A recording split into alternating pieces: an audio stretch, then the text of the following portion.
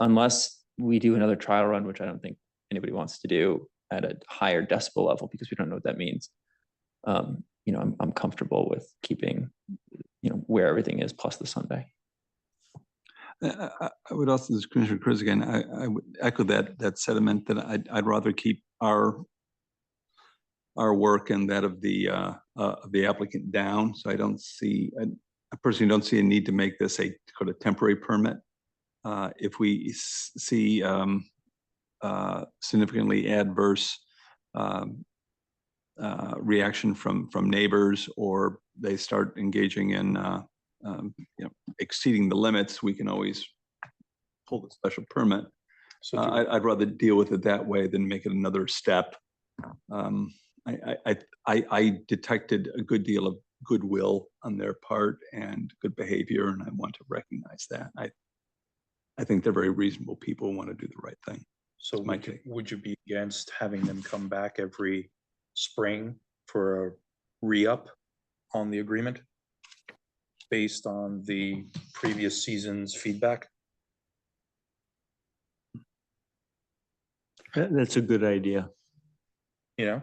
I don't care if it's every spring. I mean, Grace Farms comes back and it's routine to approve the basketball schedule. So we just, all in favor, approve. It's just an administrative thing. But I guess I don't know. I agree, but is this the type of thing where they know like their whole summer schedule, come May, they've got it mapped out May through October, and we're just rubber stamping it? Because I don't know if it's like by the week they figure it out. I don't think it's them telling us what their schedule is for the season.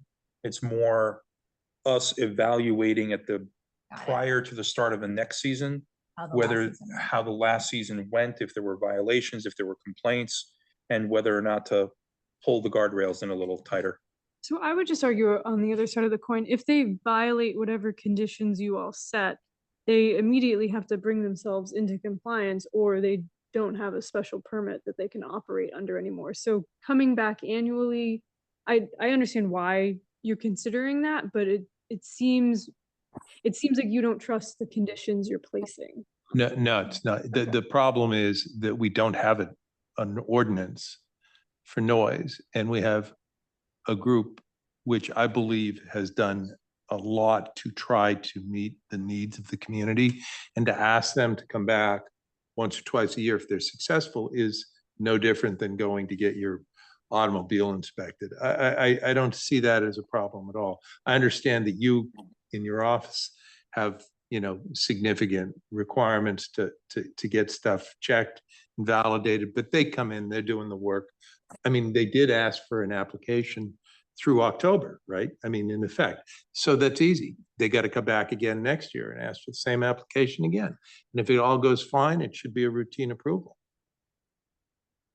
So I hear you. I guess my concerns is, and I mean, you all may have the justification for it, but our regulations just require a special permit for outdoor entertainment. I don't know, so annually, are we requiring that they apply for a new special permit, new fee, new formal application, new public hearing? Because what are you recommending?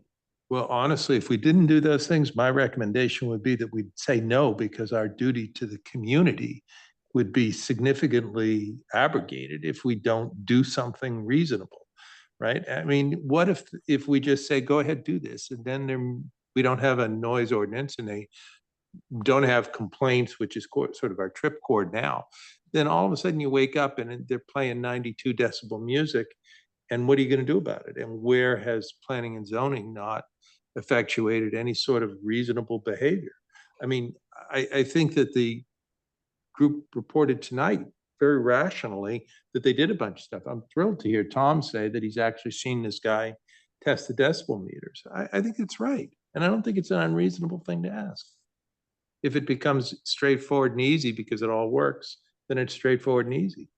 The only other thing I'll comment on is you have a so I understand we don't have a noise ordinance, but right now you have a condition at 80 decibels. So if we ask them to, if we get a complaint, oh, they're going louder, and we have them measure it and we find that or someone else measures it and we find that they're over having that condition, then gives us enforcement powers, even if there is no noise ordinance. And the enforcement powers is we could stop their performances. You can pull the special permit. Yeah, we pull a special permit. If they continue to have unsanctioned events, we can fine them. You know, they're all zoning enforcement powers that we have apply to special permit conditions. Does our zoning have terms on special permits or renewal options? Not really spelled out in the regulations. Okay, interesting. It's the only outdoor entertainment special permit that we have. Yeah. So, because I mean, I feel like we're almost treating it like outdoor dining, where it's like an annual process where you come in and get approval, and yet I get that it's a special permit, so it's not, but we don't really have precedent for how we handle this. I mean, I feel that we should go one way or the other. If we're gonna make them come back every year, then we should let them try the 90 and rather than the 80. If we're gonna stick with the 80, then I don't know why they have to keep coming back. Because if there's a problem, we have the enforcement powers that Sarah mentioned. I'm with Art. I like the idea of putting a date on the calendar once a year. It's not too much for us. It's not too much to ask of them, where we review how it went. It's an opportunity for them to meet with their neighbors, discuss it, try things, go talk to their neighbors, say, we're going to try this on Amplified on Sunday. We're going to try and turn it up for an hour. We want your feedback. I mean, they're going to have conversations, and they're both going to be pointed, they and their neighbors are going to be pointed at that date on the calendar where we're going to ask, how did it go? We're not going to have to wait for them to complain. It's going to be an opportunity for both of them to ask for the 90 or not on that date in the calendar. Sarah, what does a special permit cost? It's $520. I'm not suggesting they have to file a new special permit every year. I'm just asking, just like Grace Farms, for a review. We review the schedule. We would review this. Condition of approval that annually they submit their schedule. So I would make it a condition of So we don't, a condition that they submit for an annual review in the same way. it is a little different though with Grace Farms, because you're approving like their court schedule, and administratively It's different. I get a report of the number of visitors they get, and they list any complaints that they received during that time, but it's not those complaints and everything. While the commission can review them, you know, Grace Farms isn't coming back every year with, okay, here's our, you know, list of issues that we had. So it is still different. It's a reporting process rather than a reapplication Yes. process. But as a byproduct of that reporting process, if Grace Farms was, let's just call it in violation of anything, we could, what enforcement ability do we have there? So, you know, the enforcement ability happens long before it would ever even come to the commission in the Grace Farms model, because again, I'm getting monthly reports. Yep. So if there's a violation, you know, I know about it long before it would even come as a commission matter. So instead of a reapplication, could we treat it that way as just a reporting model where every March meeting, we hear whatever feedback there's been for the previous season and determine whether or not we need them to re-up their, Does that need to be done at the commission level? could be administrative. Because Grace Farms, again, the courts are administratively approved by the commission, but again, all the complaints, all the visitor logs are coming just to. I'd rather do it administratively. I mean, Yeah. the less on our log, the better, no offense. But if it could be as simple as an administrative review and approval, the fact that no red flags have been triggered and they behaved the previous season, all the better.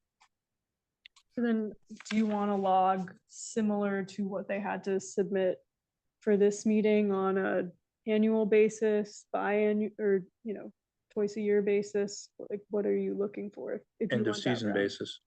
End of season, okay. You know, Can I just comment on the decibel level? I'm probably more comfortable with approving it on a decibel level because during their trial period, they said that they tried to push it to 84 and they never got above that. And only 2 times did they, like you said, on the 29th and the 13th, did they use amplification.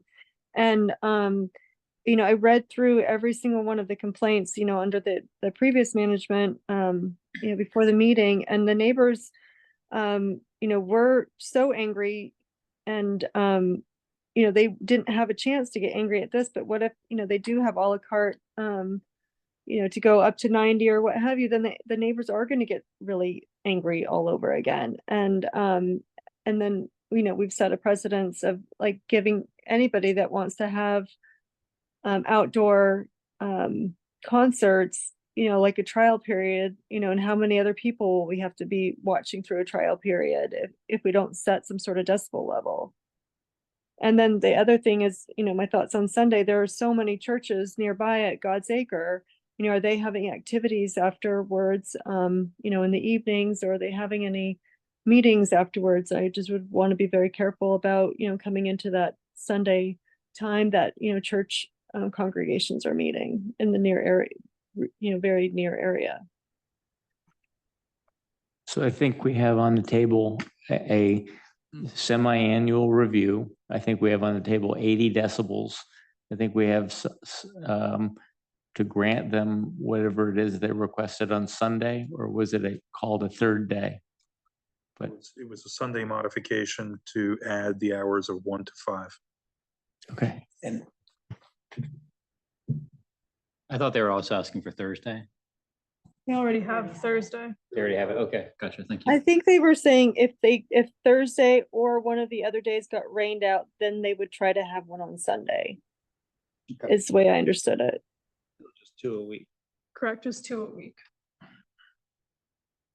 I will say that, and again, this was under the previous management, one of the worst incidents where we got a lot of complaints was on Black Friday when like all the stores were open, and then they were also having like a cookout on the courtyard. So I think a lot of the tension and issues with the circulation in the courtyard happen when the retail stores are open, which they would be on a Sunday afternoon, versus from 7 to 10 p.m. they're not open. So I don't know if that's a concern to the commission, but that's an observation that our office has had. I think if we were to say that, the 80 decibel limit is the guidepost, and also that I think one of the gentlemen mentioned the velvet rope constraint was helpful in terms of keeping people kind of in check. I feel like those are 2 reasonable. And then we do a semi-annual review where it's a midsummer and an end of season, where it's sort of you check in, and if there's anything that sort of you can corroborate the report with complaints, and then determine whether it sort of surfaces to a level of review. He also said Sunday was acoustic only, Yeah. Correct. which is a big difference. Again, the noise wasn't really, I mean, the noise was part of the issue in the incident I'm talking about. Again, it was more like the circulation of the site itself. Yeah, during the daytime. level of traffic. Yeah. Understood. Mr. Chairman, I've been, just Commissioner Chris, taking notes, so I'll read back what I think we're kind of going towards to be sure I kind of understand which way the wind's blowing here. So that we would allow music from 1 till 5 on the Sunday. 80 decibel limit, period. They continue to have amplified music once a week, but on either Thursday, Friday, Saturday, or Sunday, up to them. Nope. No, just No. on Friday or Saturday. Amplified music is Friday and Saturday only. Okay, Friday. If we're limiting it to 80 decibels, period, does it matter if it's amplified or acoustic, since the noise can't go That's where I'm over going with 80, that, so. period? So I think the issue is less, to me, the issue is less amplification, more, what's the decibel level at the end of the day?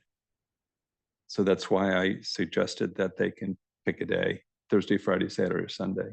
Would that include Sunday afternoon? Okay. Mhm. And I then, personally would like to include that acoustic versus amplified somewhere in the description. it would be acoustic, except for one amplification set a week. I what's the best way to describe this? I think we stand the greatest chance of there being an issue with amplified music on a Friday or Saturday. So if we keep the condition that the non-amplified can happen on a Thursday through Sunday, that puts a little more of a guardrail around the Thursday and Sunday criteria. So we can leave the condition as is, so just through, like, we'll change it, but one night of amplified music is permitted on Friday or Saturday nights between 7 and 10 p.m. and one night of acoustic music is permitted Thursday through Sunday between 7 and 10 p.m. and 1 to 5 p.m. Mhm. on Sunday. With an 80 decibel limit, and then 2 times a year, there'll be reports. And this would include reports of any complaints from neighbors. They would need to include that. And what else? Well, the neighbors' complaints are gonna go direct to Sarah. We would hope, but So, I mean, again, we can report. just take from the previous condition, which was a report shall be submitted, which shall contain the date and type of each event, time the decibel readings were taken together with a photo of the decibel meter taking the reading, a log of all contacts with the neighbors, and a record of all non-noise complaints such as issues with cars in the alley. I can get behind that. Is that your motion? Hold on, just one more question. May throughout, like May 1st through October 31st, like, do we have, or are we combining this to a time of year? Yeah. I don't care, I'm just. I think that just, I mean, honestly, I just think that adds a level of complexity to it. Like, I just think. I mean, you could condition it to be the same dates as the outdoor dining on Elm Street. That sounds. I like that. Which is what? It is April 1 through October 31, but I've gotten requests from the Board of Selectmen to possibly shorten that season, which they have the jurisdiction over. So I think just blatant statement saying during the outdoor dining season. Well, you're treating them the same as all other people. No one can find that unreasonable. I think piggybacking on that is a lot easier. So we just have one set of dates as opposed to multiple dates we got to keep track of. Like that. So to repeat, music will be allowed. Can you make a Okay, I'm going to make a motion. I move. We approve music at the White Buffalo, and they may do it from 1 to 5 p.m. on a Sunday, or Thursday through Sunday, 7 to 10 p.m. Those are the music allowed times. Amplification music may happen on a Friday or Saturday once a week. The rest of the times must be acoustic. The dates will be the same as those for outdoor dining, whatever those are. And there would be a limit of 80 decibels noise from the music, and that twice a year they need to report on their readings at each music event and a log of each music event. Can we specify when you would like the biannual report? So one at the midpoint of the season. So is that Okay. June 15th, July 15th? And then when do you want the final report by? November 15th? And December 1st. It's fine with me. A good motion. That is my motion. I'll second. I'll second. You have a second. You vote. Dan Radman, I vote yes. Krista Nielsen, Yes. Art Casavant, Yes. John Chris. Yes. Chris Herring, Yes. John Engel, Yes. Paul Keg. Paul, still there? He's on Zoom, but his camera's off and he's muted. May have stepped away. Good quorum. Tom Benton, Yes. Christina Larson. Yes. Vote passes. I 30, just so that it's clear, I vote yes. thank you, Paul. Okay, next 130 Woodridge Circle. This is the detached garage going to accessory dwelling unit. Feel free to discuss, but I see no issue with this one. Motion to approve as as submitted. As submitted, that's the word. Do I have a second? I'll second. Great. Reasons for, Yes. okay. Go ahead. Well, you made the motion, you should start. Go for it. All right, I'll jump in quickly. So I think the fact that the site coverage is well underneath the coverage limits for the site, and the fact that they are effectively repurposing the existing building without extending the footprint. They seem, the actual site, also looking at the street view, is very well shielded. I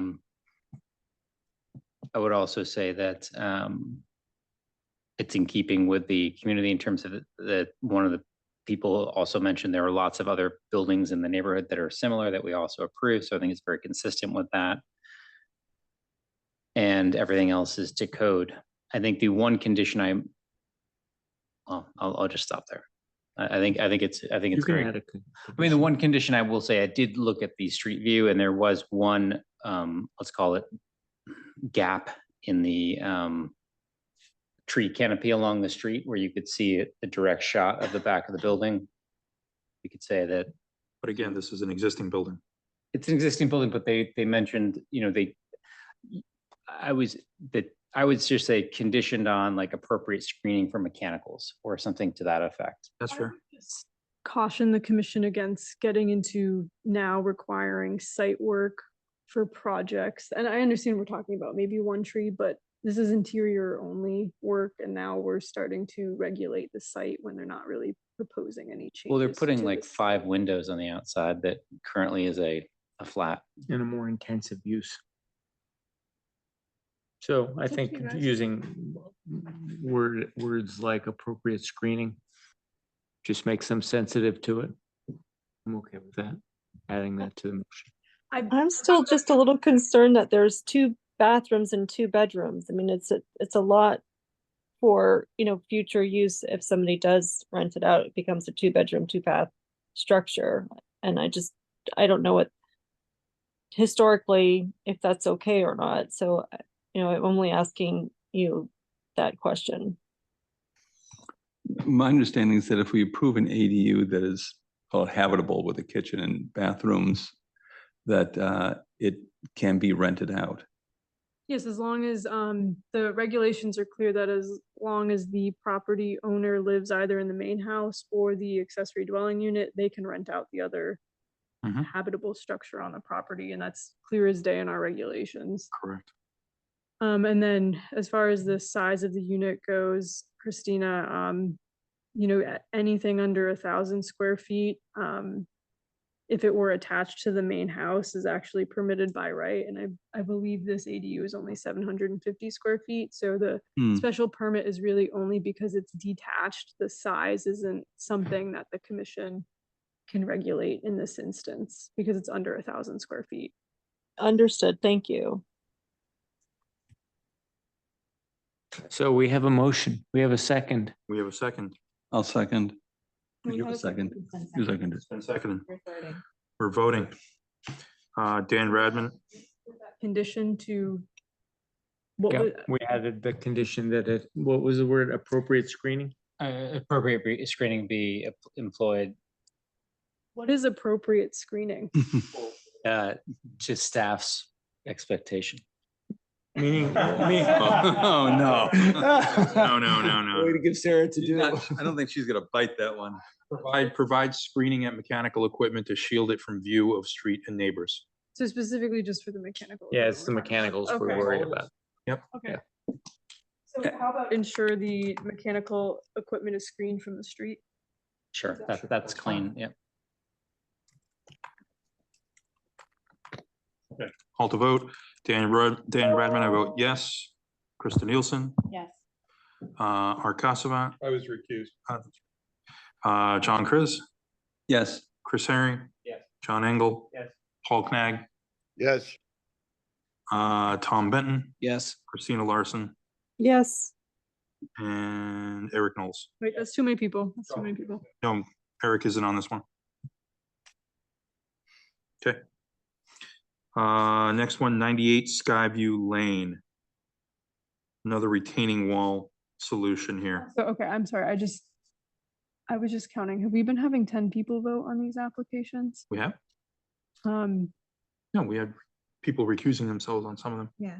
you know, He was just recused on this one, okay, and I pulled back on okay, but so if, having Eric vote. okay, just because if Tom and Christina vote and all the regular members vote who are here, we're up to 10. But I was Well, recused. Yeah, okay, I'm just. Swerdlow's not here. Not here. Turner's Okay, not never mind. here. It's getting late, guys. Two members are not here at all, so. Yeah. We should be fine. 98 Skyview Lane.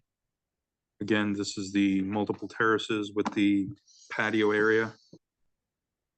Any discussion here? I'll kick it off to Commissioner Chris.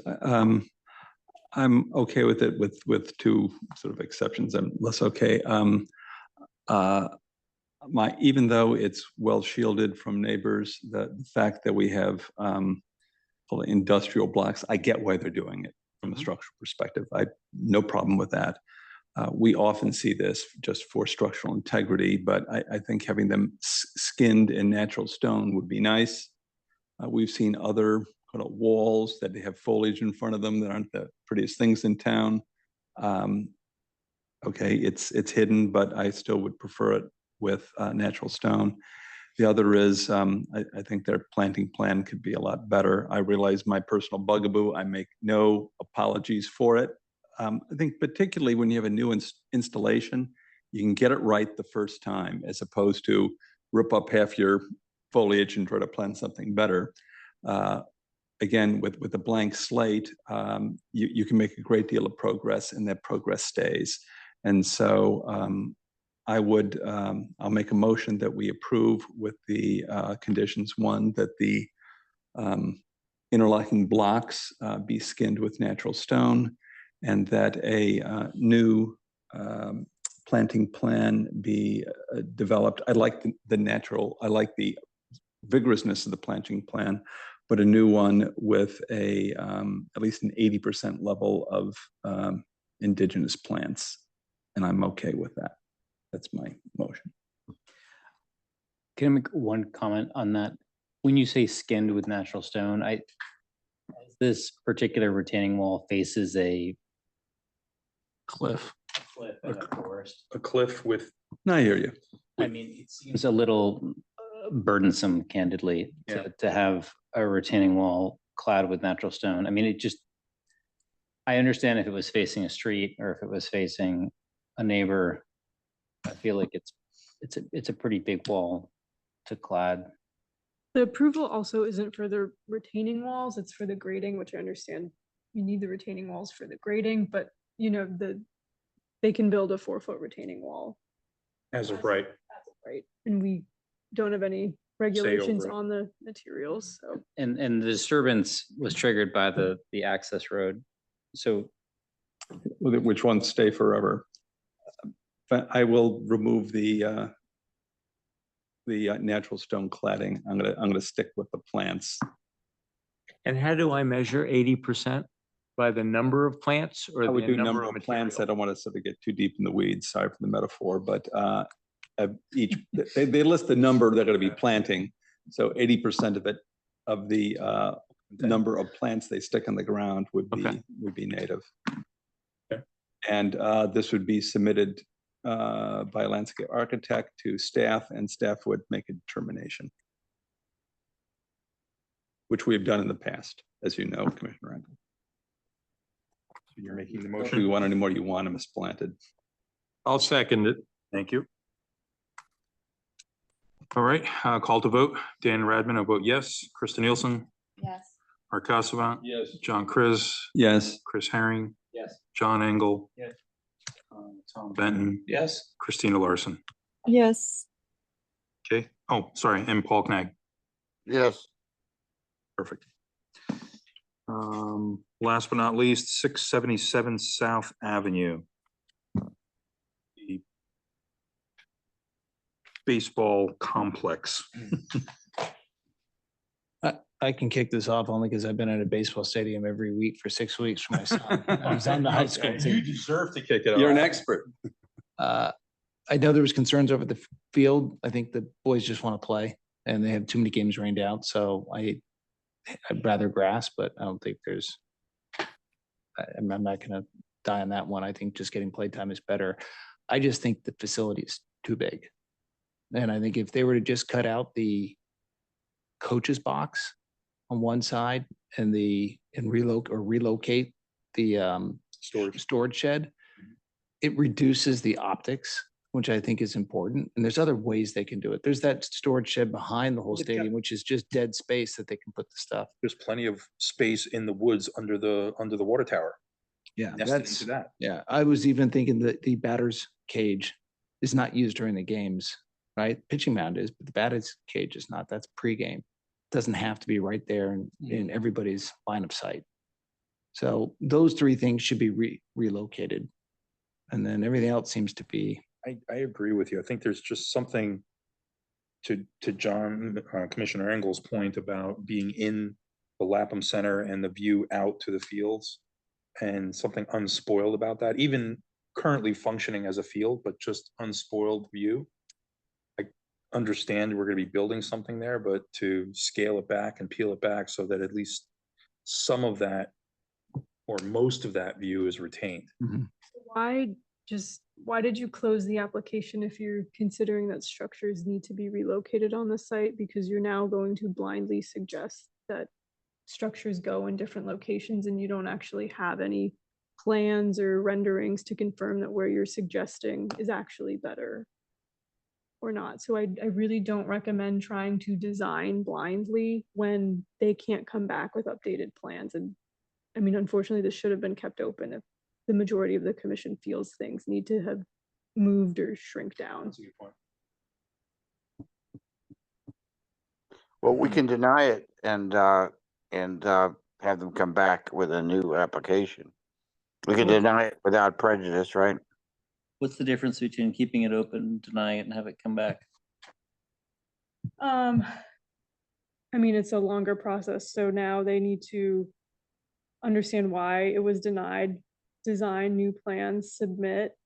So whereas if you had told them, please relocate these structures, they could have done that and then been on the August agenda, but now they're probably not getting on until September or October, assuming they make new plans, submit, get on an agenda ahead of all the other applications that have been submitted in the meantime. I don't think that's, Can we move to reopen? no. They wanted to break ground in September. Yeah, I mean, I don't know, maybe you, Well, to that point, they should have come to us in March with the application.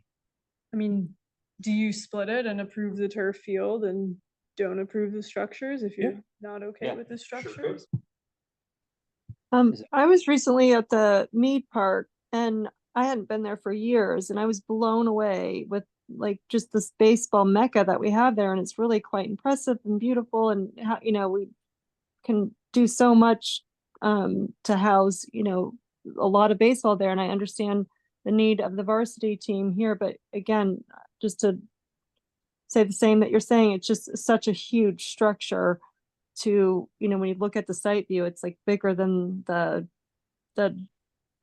football field, you know, like when you're looking down at it, it's just so much more turf than anything we have there. And we already have, you know, that really built out at Mead. So I think it's a lot to approve that entire thing. And I would be in favor of not approving. Like you said, just the field, just the just part of it. If I recall, they mentioned that they plan to, the entire development would be in phases. And phase number one is some of the mechanicals, particularly a lot of the drainage issues and site work for the field itself. And then the buildings come afterwards. And so I think the dugouts and the batting cages are in phase one though. Yeah, I So agree. it's not. And just the those are turf. essential structures, so I would consider that part of the field. I would have no trouble. But I mean, Tom just said he didn't think the Approving. batting cage was essential to be there. So we're The not. batting even- cages is, it can be taken up and taken down every winter. I mean, that to me, that's not the big issue. It's the Oh. concrete Tough spot. facilities. Yeah. So, I mean, if we were to leave the batting cage there, I mean, you're not gonna leave that up in the winter time. most cases. So we could say that we're approving phase one of this project? I mean, in the past, you all have, I think about Hoyt Funeral Home, you approved part of that and told them they couldn't build other, that front parking area they wanted to do, so. I mean, you've done that in the past, I don't know. I'll just give my last plea against artificial turf as opposed to grass. I mean, if you look at the plan, think of how much grass is in Waveney right now that you were putting plastic over. You were putting artificial turf over what is now. I didn't ask the question, but it's probably tens of thousands of square feet of grass. I agree with you, but there's so much demand for field time. Like, when You're still building a field. Yeah, but they're not as usable because they get wet, they get soggy. Like, come spring, when baseball kicks off in late April, early April, I mean, it's impossible to get a field that's dry unless you're on one of the turf fields. Part of that also is like, You sure your mic's on? part of that also is the design of an older field, though. You can design grass to be better drained, and so you can create a new field that is better drained than just an old field. But agree that turf is more usable for a longer period of time. I mean, if there was some middle ground even to, put dirt on the infield, it's baseball to me is different than football, is different than lacrosse, is different than soccer. There's I guess in football you touch the ball, but there's an element of touching the ball in baseball. There's an element of pitching, an element of you being on a wood mound. I don't know, just from experience, to me, and Commissioner Benton probably is closer to it right now than I am because of what's going on, just from a gameplay perspective and for what the kids, how they enjoy the game, understand the game. I mean, there's a reason you don't see any turf fields in professional baseball, right? There's a reason that in the 70s, Pittsburgh, Cleveland, Cincinnati, Philadelphia all had turf fields. No, none of those places have turf fields. They all have grass. I would just say that issue that's more for Parks and Rec and the, athletic foundation. That's not really planning and zoning to design the field itself. But it's also in the special permit criteria as to, all the conservation things that were said about Waveney, grass versus turf. There's a number of considerations in the special permit that I agree with that. And the turf versus grass argument. The turf on Waveney aspect of it, but just the actual dirt infield versus that, like getting into the specifics of what's better for playing for baseball. I don't think that is the purview of planning and zoning, but the environmental aspects just in general of grass versus turf are. It's just all unclear. But there's also that a member of our community that shares that same sentiment about baseball that shared that attached document or about how important it was to have the grass on the baseball field to him. I'm sure there's many more in the community that would also share that sentiment. Mr. Chairman, if I understand it, the sort of tone of the conversation is to approve the field itself and other regrading of that area, and to approve the batting cages and the dugouts, but not the other structures that have been proposed. That's what I'm hearing. Which way the wind's blowing on this. It was the field and the dugouts, not necessarily the batting cages. Okay. But I think we have to say we're just approving phase one. Do we get to pick and choose what goes into phase one? Like, that feels, again, like we're designing this. But phase one wasn't really But all that. it clear. wasn't, it wasn't described. It was not clear what phase one meant. They put the plan up on the screen, and just going back to the plan, and I understood it as fields only. I didn't take it as dugouts or any other structures, because those are integral to the rest of that assembly of bleachers and press box and everything else. What I understood is we want kids on the ground playing ball in April. And to do that, we're only tackling phase one, which was the field.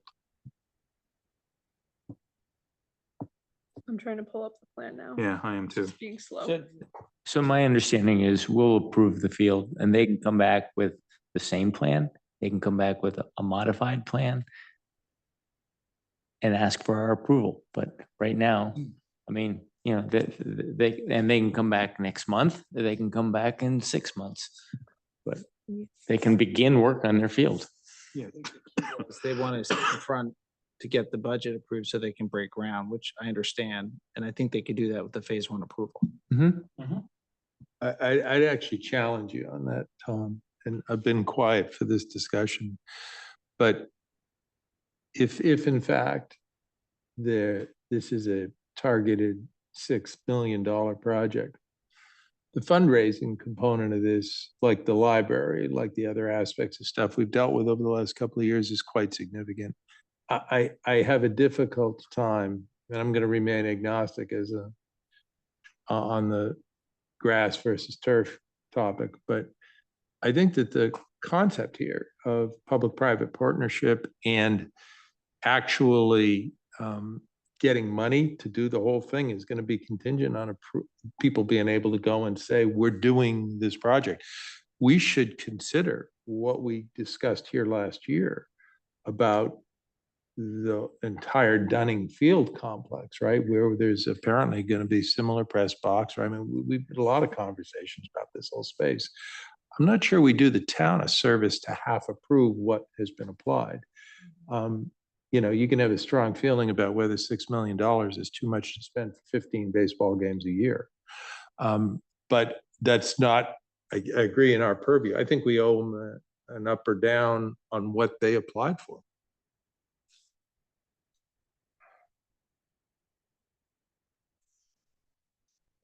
And I have a very difficult time, given the problems we've seen in town with the library, with St. Aloysius, with other things that have been trying to raise substantial financial donations. They got to be able to go out and say, this is what it is. That's a good point. Yeah.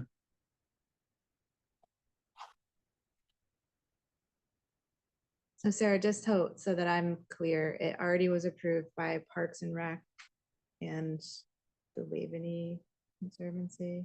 It did not go before Waveney Conservancy. And Inland wetlands. Inland Wetlands also approved it. And then it's been seen by Board of Finance, Town Council, and Board of Selectmen through the whole budget process last year.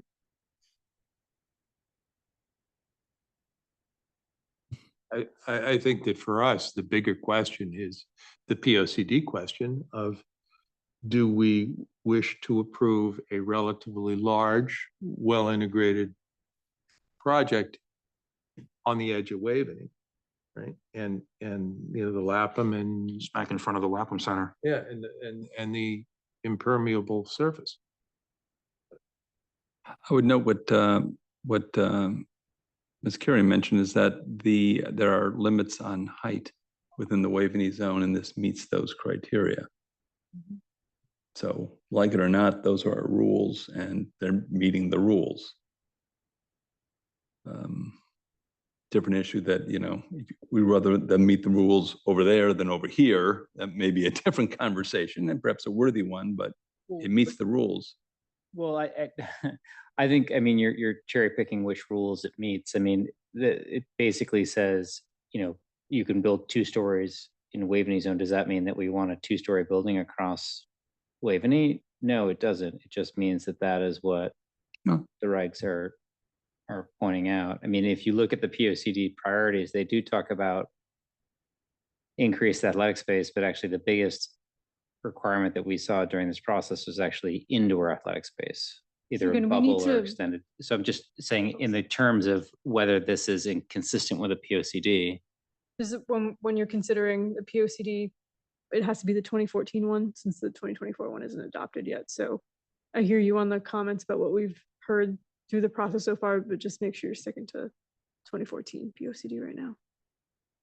I have to go back to the 2013 survey to understand what the. So I mean, what I just did a quick search of the 2014 POCD to see if it mentions Waveney. It doesn't actually really mention Waveney all that much. Does it mention baseball? It does not, but it says there is a recommendation that a master plan for parks are created. And I believe there was some sort of master plan that was adopted by either Board of Ed or Parks and Rec that was shown in this presentation for the high school campus that showed Dunning as some sort of stadium, whether, Yeah, but Yeah. that was built. It's been built. I mean, that's already been built. I said Dunning, I meant Capo. But I mean, that's, So I feel like the gas line that runs through the park is kind of like the boundary of where I mean, I'm not saying it should be, I'm just saying if this were to get built, I agree. you're not really going on the other side of the gas line and continuing to build fields. And I don't know if that's good or bad, but there just seems to be kind of a natural I line mean, there. there are fields on The the other softball side. field is on the other side of it, and that was mentioned as a potential next project. Well, then I take that all back. Never mind. I mean, I see where you're going. I I'm mean, just trying to figure out like, where's the, where is the conservation versus the development? Like, can we draw a line in the sand that we don't cross? You would probably need to. put that in I'm the zoning smiling because I'm regulation. thinking back to when I was probably in high school and this conversation was happening about having a senior facility in the leaf piles and the dividing line was Lapham Road. And the hands-off Waveney people were like, no, it's not hands off of this section of Waveney or that section of Waveney. It's all 300 acres of Waveney counts. remember the discussion we had about the swimming pool, right? I mean, you have to be in town a long time, but there was a lot of discussion about the appropriateness or lack thereof of building the swimming pool, right? And the disc golf course, right? I mean, you got to go back on all this stuff, but I do agree, Chris, but with your analysis though. And Mr. Mann was quite clear on the point about EPA pipeline. So so what I'm hearing is we make ourselves feel better by coming up with arbitrary lines, gas lines and Lapham Road. But the fact remains that Waveney is far more developed every 10 years than it was the previous 10 years. And the POCD is supposed to guide us to show some restraint on overdeveloping Waveney in particular. And so, I'm not going to apologize for saying a field is one thing, but structures and two-story structures in particular, I don't care if it's allowed in the zone. Two-story structures strike me as against the POCD, and it's totally subjective. I'm not relying on our regs for that. I just feel like putting two-story structures on our fields seems inconsistent with the POCD. If you look at this is Commissioner Chris, if you look at the Waveney zone, there's been discussion over the years of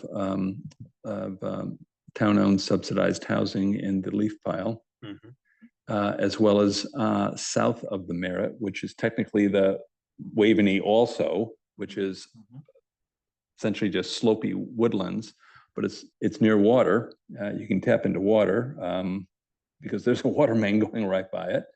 And those have been discussed too, and that is technically Waveney.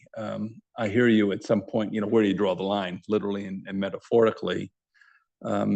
This would seem to be on the more developed side because we have Lapham House that's been there since the beginning.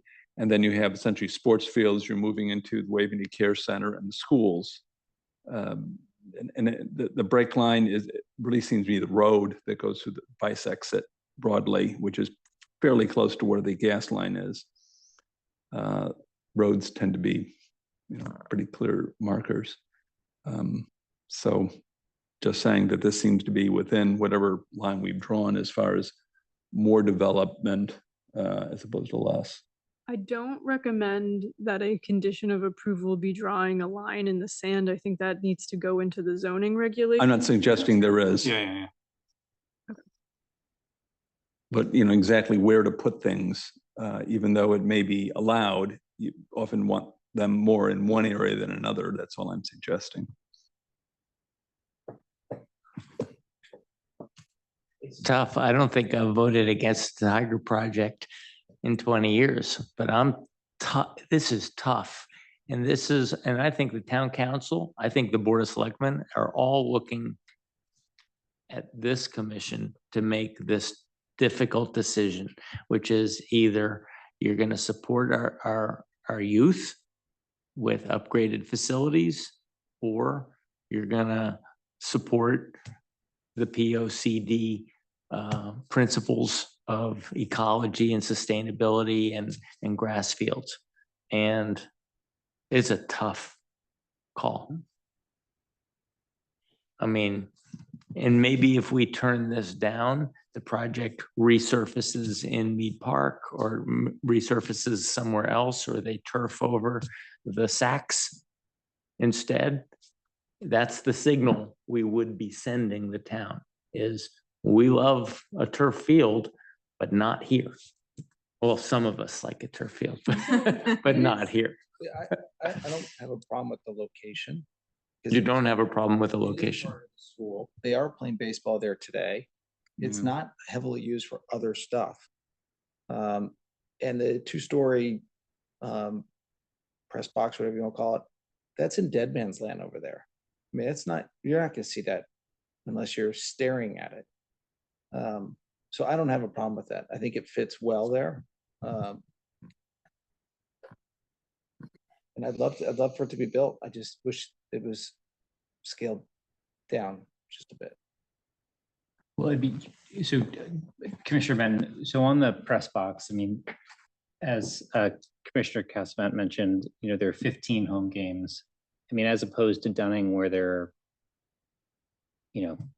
10x that at Dunning in terms of all the fields, do you see that press box as being consistent, and proportionate in terms of being used by a wide swath of town?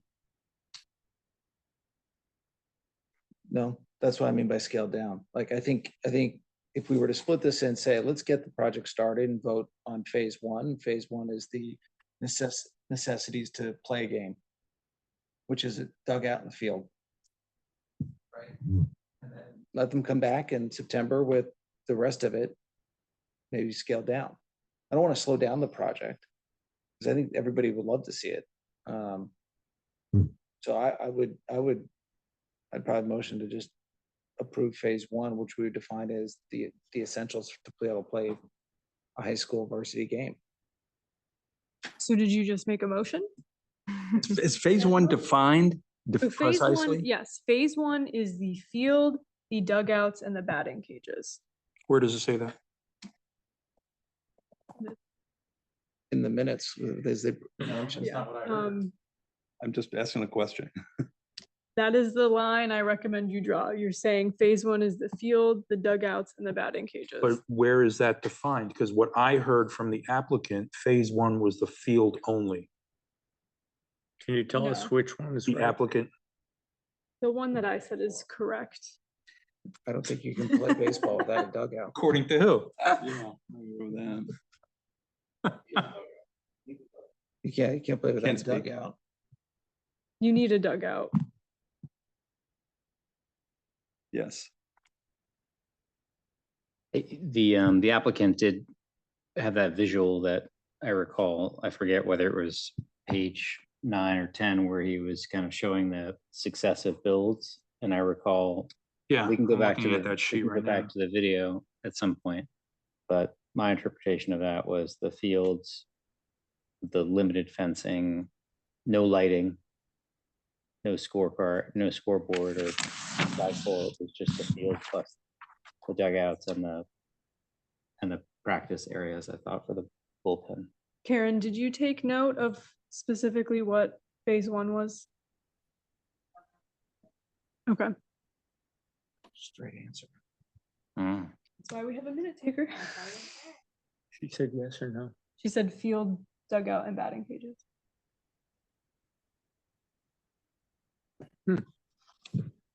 And those are, the dugouts and the batting cages are exactly what I'm objecting to, in that they're completely right in the front center line view of Lapham Center. So I mean, Tom, did you make a motion or did you just use the word motion? I'll make a motion. I would, Okay, I would vote that we approved phase one is defined as the essentials to play a game. As Which just are the said, field. batting cage and dugouts. In the location that they proposed. With the idea that they can come back and provide additional amenities that they need around the field. You can state reasons. Let's see if there's a second.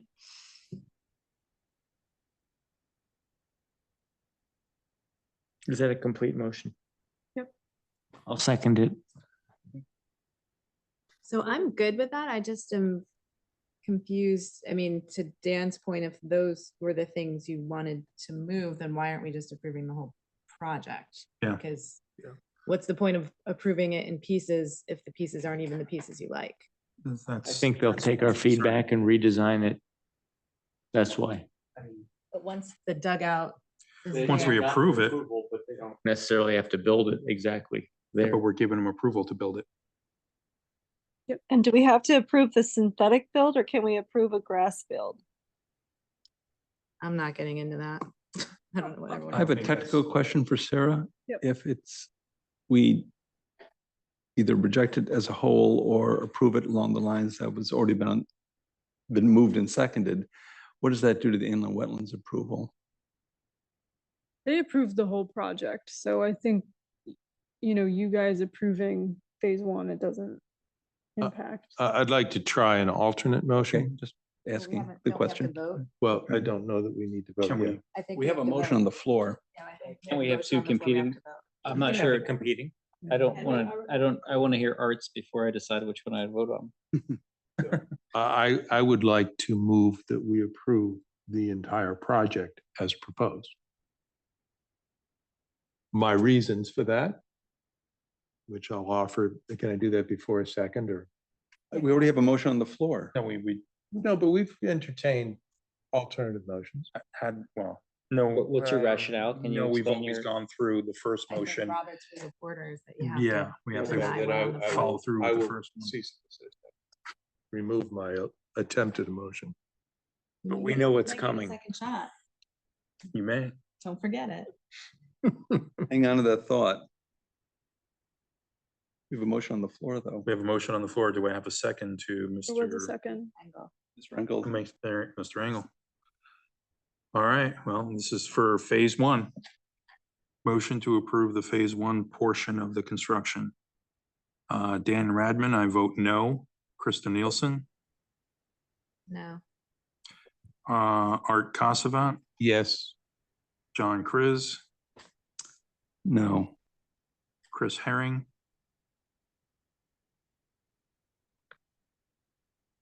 Yes. John Engel, Yes. Paul Knag, No. Tom Benton, Yes.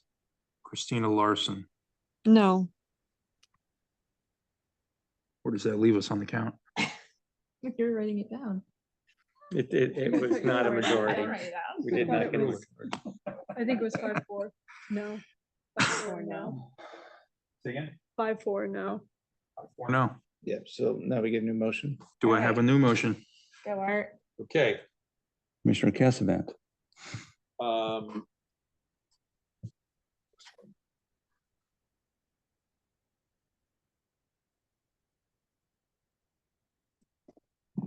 I make an approval that I make a motion that we approve the entire proposal per the application we saw tonight. I'll second that. And I will offer the following reasons in support of that. That there has been a consistent town of New Canaan exercise to improve our infrastructure. That we have an apparently well thought out proposal. And that it is possible that either during the funding process or the public review process, this could come back with requests for amendment or change, but if it was completed as suggested, it would enhance a component of the educational process for New Canaan schools.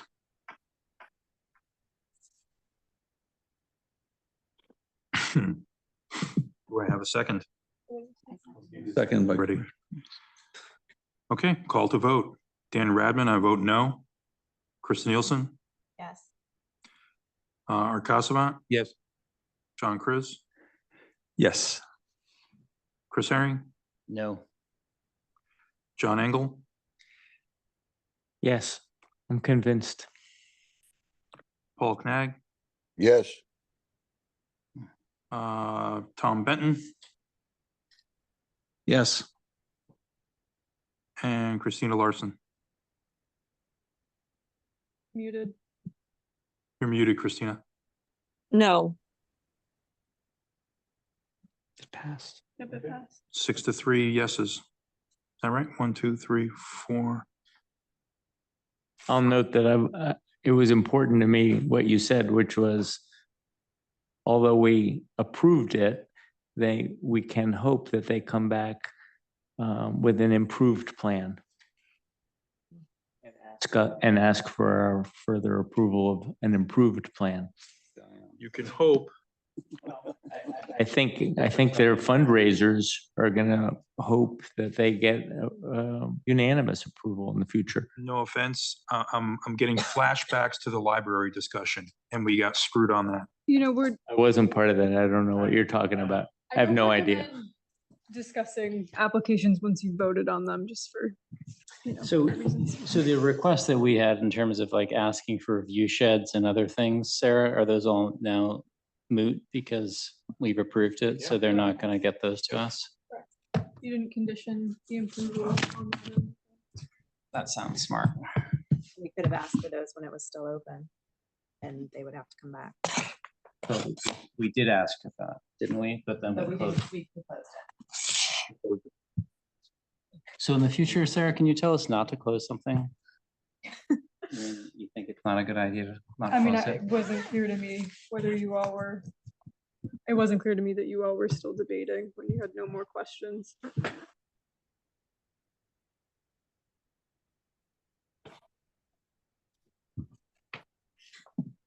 What's next, Mr. Chairman? There's still a couple more agenda items, I think. Yeah.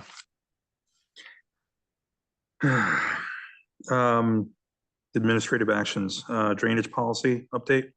So I just wanted to let the commission know that on July 1, the drainage policy was updated, and it is now more robust to require that all applications submitted after July 1 of this year have to now meet the 100-year storm requirement. So just, any questions or any new plans you see coming through, new applications, the drainage system is going to be even more robust than what was previously required. That's in effect as of July 1. July 1.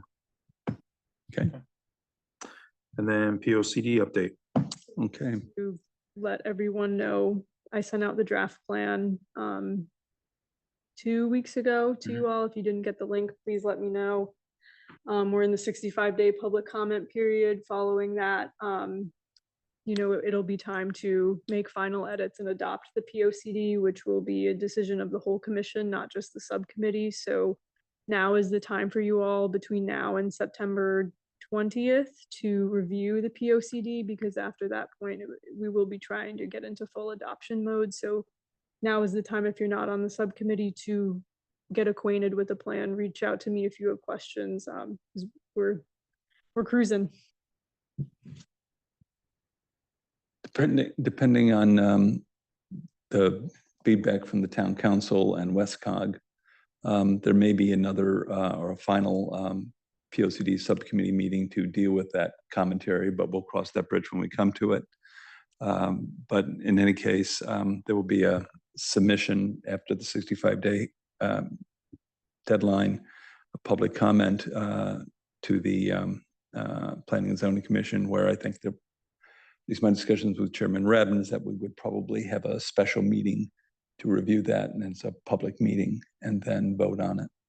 Yep, and we'll get into those details in August and September. Just wanted, But we're on track to get this done on time. yes. Okay. Last but not least, approval of the minutes. We have the June 13th, the June 25th. Both of those were special meetings, and then June 25th, regular meeting. Does anyone have any comments or changes to any of the minutes? I was not at the June 25th meeting, so I'll recuse on that. Anybody else have any comments or changes? I move to approve all of those minutes. Second. Sounds good. Do I have a unanimous yay on approval? Yay. Yeah. We are adjourned. Thank you.